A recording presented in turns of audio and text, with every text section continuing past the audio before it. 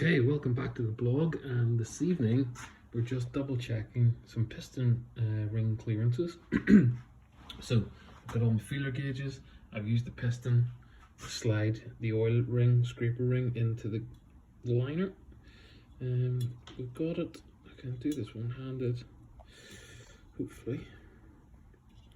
With roughly 0.4 here. Yeah, that seems pretty good, if you can see this. Yeah, it does seem to move it a little, but we're close enough. I'd say that's about 0.35, no, maybe 0.4, yeah. So we've got good clearance there, and you can see on this, it's maybe 0.4 mil. So the manual actually says up to 0.5, so we're good, we're within tolerance. We'll actually go to 0.5 just to be sure.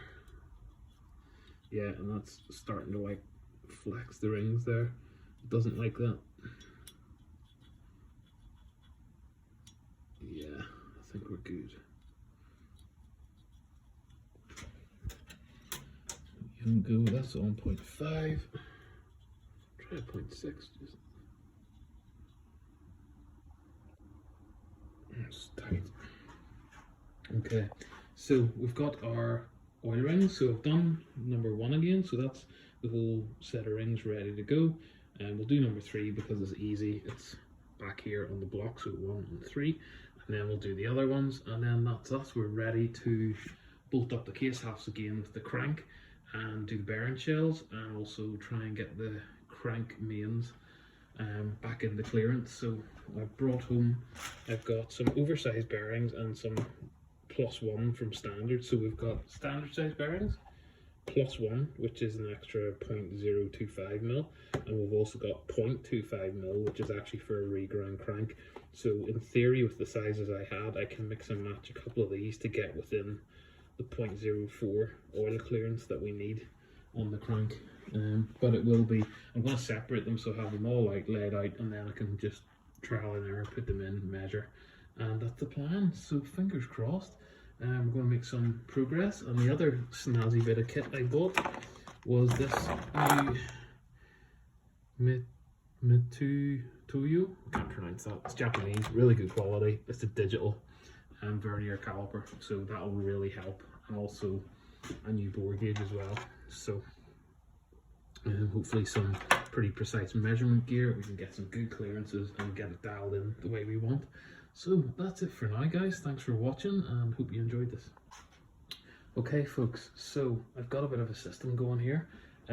What I've done is I've got my standard bearing shells, the 0.025 extra clearance shells, or sorry, decreased clearance, and also the 0.25 oversized bearings. So basically these are when you've had a complete line bore complete.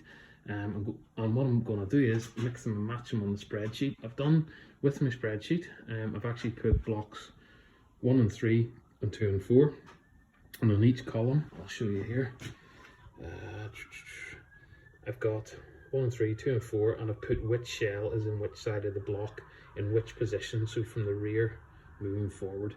So what I'll do is I'll bolt everything up with the water jacket bolts in.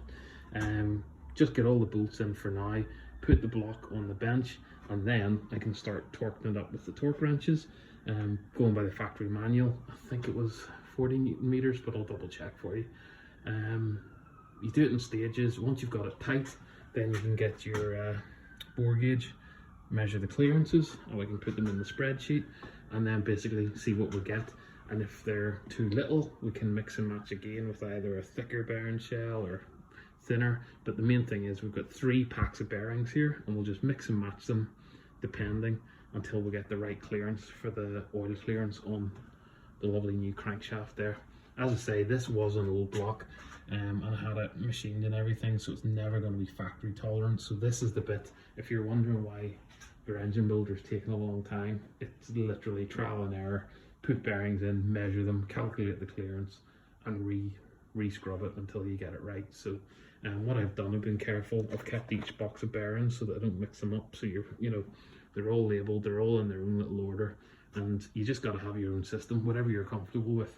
But that's it, yeah. So I'm gonna just by hand until it stops moving, tighten up the water jacket bolts, I'll flip the block on the other side, put the 4 remaining bolts in, and then do the torque sequence and get some measurements.